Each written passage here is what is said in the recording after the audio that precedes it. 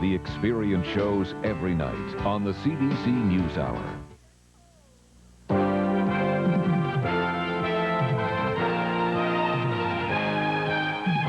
Tonight, beating an old man, confession from the accused. Aboriginal support, hunters claiming their rights. And in the ring, Canada earns a jab at the gold. CBC NewsHour with Holly Preston and Costa Marigas.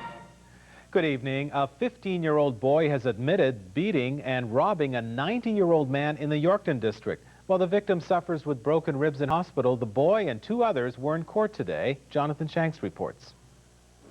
The brutality of what happened here has angered even veteran police officers.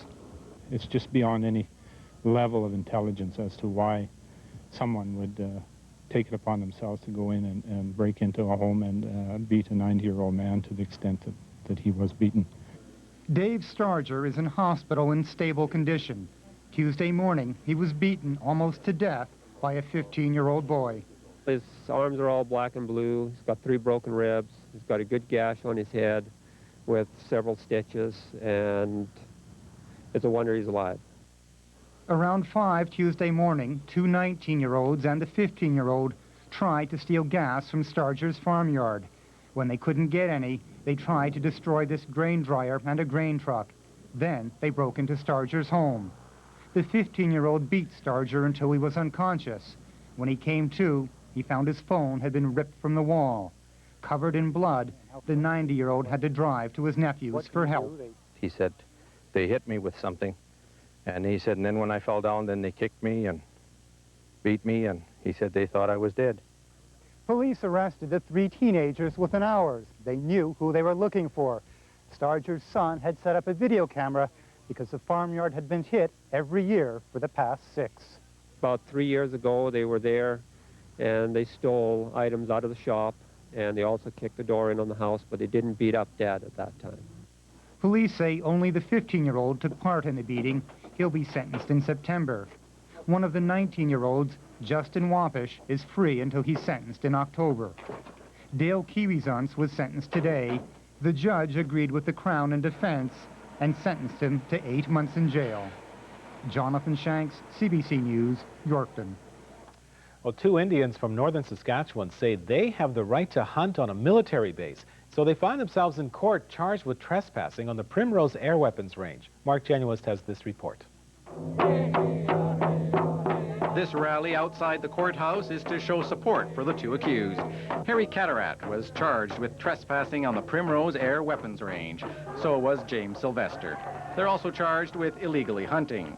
Well, I'm really proud to have my people coming to defend me for hunting rights. The Primrose Air Weapons Range is a big chunk of land in northern Saskatchewan and Alberta. The weapons range was set up in the early 50s. NATO pilots use it to practice their bombing techniques. But nearby Indians say it's really their land, and it was taken away from them despite the treaties they signed at the turn of the century. Our people have hunted and trap fished for a couple hundred years that we can recall with the elders that we have. And because this is infringing on the treaty rights. The chief says many of his people still travel and hunt on the land. The lawyers for the Crown say the law is there to protect people. Not only is there ongoing issues with respect to the day-to-day use of the property, but there's all types of hazards and unexploded munitions that remain on the range from the last 40 years of its use. Most of the community has taken the 45-minute drive from Buffalo River to Buffalo Narrows, and out of respect for the elders, the proceedings are being translated into Dene. The people of Buffalo River are not the only Aboriginal group with a claim to the Primrose Air Weapons Range. 3 other Indian bands say their ancestors hunted regularly in the area, and the Métis claim the same rights, which makes the ultimate decision in this case even more of a precedent. Mark Genuist, CBC News, Buffalo Narrows. Saskatoon police say they still don't know why a minivan went out of control and crashed into the river last week. They've been able to confirm that Dean Brenner and his daughter Amanda died from drowning, but many other questions are still unresolved. They've ruled out mechanical failure and have narrowed it down to a medical or physical problem. The chief coroner says the driver was taking medication for epilepsy, but he and police say it's impossible to tell if the driver had a seizure.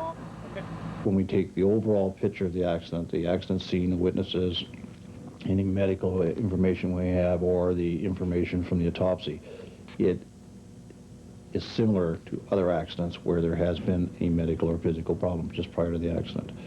We cannot confirm there was a seizure of any kind that happened just prior to this accident.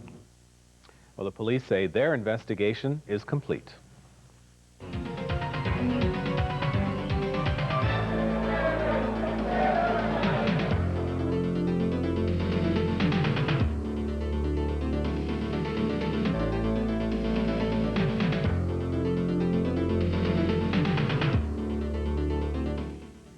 In Saskatoon, an accident involving 6 vehicles this afternoon. Police say a car hit 2 others from behind, then it hit 2 more cars and ended up under the truck. The driver was pulled from the wreckage and taken to hospital. He suffered a broken arm and head injuries. Police are still investigating. A 3rd suspect has been charged with yesterday's holdup of the Glenavon Credit Union. The other 2 suspects were arrested within an hour of the robbery. One of them was in court in Broadview today. 25-year-old Verna Ellis Quiazons was charged with armed robbery. Her case has been adjourned until next week. Police say a large part of the stolen money has been recovered. The suspect arrested today is underage, so police can't release his name. Teenagers in Saskatoon are about to lose a haven that helps keep them off the streets. That warning tonight from the people who run the youth center. Sean Furnett reports. Ryan Kumka and Terry Bird are hanging out at the Eastside Youth Center. They say it's a safe place to have fun and socialize, and they don't want it to close. Before the youth center opened, I'd be walking around on the streets or just going to the park, minding my own business, and this is actually the first place that kept me out of trouble and stuff like that. This is like a great place because you see all your buddies here. The center opened in April last year. Before that, people in the area say there were more kids hanging out on the streets getting into trouble. It costs about $4,500 a month to run the center. Most of the funding comes from the Knights of Columbus and the local community association. But the groups aren't able to give as much as they once did.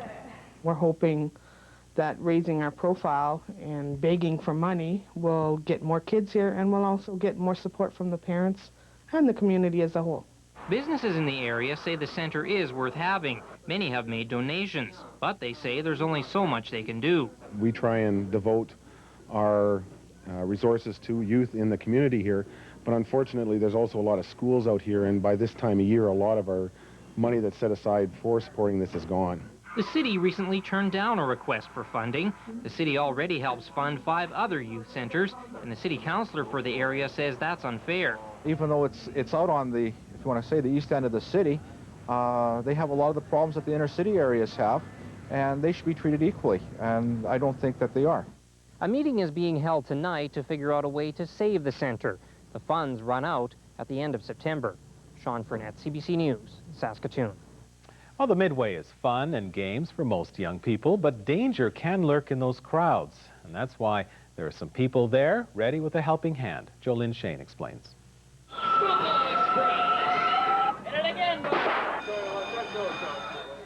The Midway at Buffalo Days exhibition is bursting with young people of all ages.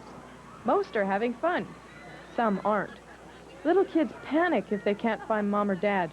Unscrupulous people prey on children and teens, pushing drugs and propositioning them. I've seen old guys going up to like teenage girls and just approaching them in quite rude ways and just rude comments and stuff. But it can be much worse. In 1989, amid this noise and confusion, Sherry Smith was singled out. She was recruited into prostitution. Less than 1 year later, her body was found in Victoria, where she was working the streets. For many young people, there doesn't seem to be anywhere to turn. That's where Peer Helpers comes in. We are their peers. Like, we are the same age as them. We're considered their peers. They can come and talk to us. I don't want anybody to be afraid to come and say, listen, I need help. This person is pushing drugs on me. Their work starts here around 6:30 before night settles over the fairgrounds. If you guys experience anything like fights or whatever, I'm very proud of what they're doing, and you know, they're very eager to get involved in something, you know, positive like this, and it really does a lot for their self-esteem and their self-confidence. for them to go out and be role models in their own community. By 7, the teens are absorbed into the crush of fairgoers. Last year, they were approached by 300 young people needing help. This year, they're just as busy. They say they want young people to enjoy the exhibition, and they'll do whatever they can to keep danger from spoiling a good time. Jolyn Shane, CBC News, Regina. You've heard of a home away from home. Well, how about a school away from school? Dean Goutal now with a story about a traveling education of another kind. Second, because as my narrative will make... 10-year-old Corey Wilson is attending school in Regina this week. Next week, the class could be in Winnipeg or even Alaska. This is Wilson's school, a mobile classroom in a park right in the middle of the Regina Fairgrounds. Wilson's parents run jewelry stands at fairs across North America. They wanted Corey to travel with them and not miss her regular school in Tampa, Florida, so they enrolled her at the Traveling Conklin Academy. I never thought it was so cool until this year. And because, like, we might be going to Alaska and all, and so I'm just happy. I like it. You like the traveling? Yeah, like seeing everything. Anyone know a word that starts with the sound thrash? 16 students, mostly children of carnival management, are enrolled in the school. They range in age from 3 to 18. Their workload is similar to a traditional school. Corey's mother says her daughter has the benefit of a traveling education and a pretty good teacher-student ratio, but other than that, school is school. It's really no different at home. We have a schedule at home. She gets up, has breakfast, goes to school at home, and it's really no different here. Thread is a great one. Corey's teacher says her students take field trips in every city they're in, and that's given them an education not many American students can claim. They see different places, different, not only geography, but also different climates, different weather patterns, the time zone, the sun so late in the evening. People from Florida are not familiar with this. Corey's school year ends this week, and even after a lifetime traveling with the carnival, she says her summer will begin with a shorter-than-usual trip to the Midway. Dean Goutal, CBC News, Regina. Well, some ambulance operators say Sasktel is pulling the plug on their emergency communications. And while the phone company is offering a replacement, not all communities will get it. This report with Murray Oliver. An ambulance rushes to an emergency. Most of us wouldn't give much thought to how the emergency technicians are talking to doctors, hospitals, fire, and police departments. Many ambulances carry mobile telephones, but Sasktel announced last month it will cut its mobile telephone system at the end of October. Its replacement is called FleetNet, more advanced, more expensive, and in some places not available. Something the opposition Liberals are quick to point out to the government. FleetNet does cover part of these places, but up north especially, it doesn't cover. The old mobile telephone system does. Stanley Mission, for example, they don't get cell phone or FleetNet service. Sasktel admits about 5% of areas in the southern half of Saskatchewan can't use cell phones or FleetNet either. That doesn't impress the folks looking after rural Saskatchewan. Those communities are going to be left high and dry as far as their communication system. But Sasktel says no one will get disconnected. We have from today till October 31st to evaluate the situation and come up with the solutions for those, again, isolated incidents. If Sasktel means satellite phones like this, then small communities will have to come up with some big money, $6,000 per phone. I don't think our small ambulance groups where there's 2 or 3 ambulances in an area are going to be able to afford that kind of thing. Most ambulance companies do agree on one thing. The new FleetNet service works great if you can get it. Murray Oliver, CBC News, Regina. Today on City Beat. Members of Youth Service Canada held a pancake breakfast in front of the police station this morning. The participants run programs for inner-city kids. It's taught me a lot of job skills, and it's given me a real sense of accomplishment by doing something for our community. Proceeds from the breakfast went to the Inner-City Sports League. The U of S is trying to sell off some land to raise money. The university property includes about 50 acres between College Drive and 108th Street. It was split off from the main campus when Circle Drive was built. Officials hope money from the sale will reduce the university's growing debt. Then I thrust in my head. The play is the thing in Saskatoon this weekend. The Fringe Festival is back on Broadway this year with a potpourri of theatrical productions. The Fringe kicks off with a street dance on Broadway tomorrow night and continues through August 11th. And that's City Beat. Newsroom where Heather Russell is a preview of what's coming up in your sports tonight. Heather? Costa, a Canadian fighter, beat an American tonight to get into the gold medal final at the Olympics in the heavyweight division. And more kickers are in Regina trying out for the Rough Riders. Wouldn't mind tomorrow to have the kind of weather we got today. Will it happen? Howard will fill us in with the details next with his forecast. Stay with us.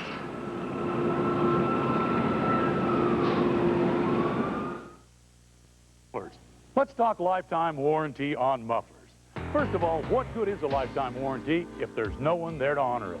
Well, at OK Tire Muffler and Brake, we'll honor any competitor's warranty on mufflers. Yep, that's right. We make that competitor warranty happen at OK Tire Muffler and Brake. We make it happen with coast-to-coast lifetime warranties, free inspections, clean courtesy cars, and we've got 3 convenient locations here in Saskatoon. 22nd Street, Circle Drive, 8th Street. Service the OK difference. This Saturday's Lotto 649 jackpot is over $2 million. Just imagine the freedom. It's the freedom. Just imagine winning over $2 million.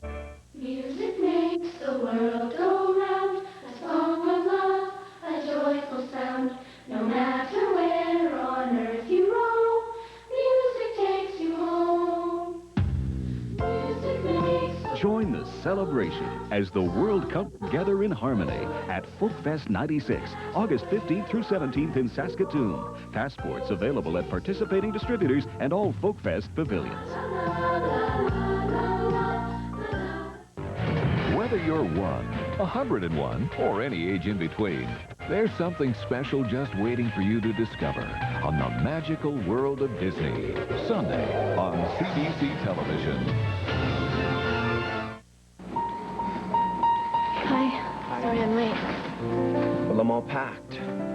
So you really want to do this? It'll be good being back home. Hey, I can go to Rider games again. I'll miss you. Call me? Come a little bit closer, I'm all alone. A 4-minute call anywhere in Canada costs under $1. The Sasktel Real Plus Savings Plan. It's the very best way to keep in touch.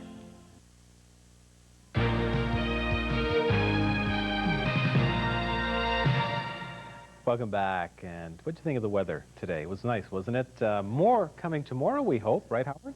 It is going to just stay beautiful. So for all those folks who are outside enjoying the exhibition or the pool or the river, man, it's going to stay real nice for the next little while. We'll fly you through the province. Gorgeous evening out there. Lots of people out going for walks and doing fun things like that. Hardly any clouds around anywhere. And just a grand day. And it looks as though tomorrow we'll have another one. Nice mild conditions. Here's a look at some of the temperatures from around the province for this hour. Right now in Regina, clear skies, 24 degrees, the winds from the east at 17. Saskatoon reporting clear skies, 22, the winds from the northeast at 11. 25 degrees for Moose Jaw, 22 in Yorkton. Some of the other temperatures around the province, all in the 20s, and it's just cool off just nicely, isn't it? Even up in northern portions of the province. LaBranche reporting 19, 20 for Meadow Lake, 17 in Hudson Bay, Uranium City, a bit on the cool side, 14 degrees with some cloud.